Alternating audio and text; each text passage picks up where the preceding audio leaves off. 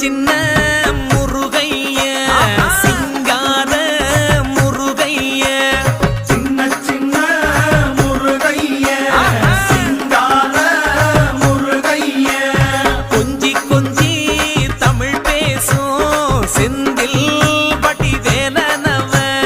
கொஞ்சி கொஞ்சி தமிழ் பேசும் செந்தில் வடிவேலனவ சின்ன சின்ன முருகைய சிங்கார முருகைய கொஞ்சி கொஞ்சி தமிழ் பேசும் செந்தில் வடிவேலனவ சுப்பிரமணிய சாமி என்பார், கார்த்திகேயன் என்பார்,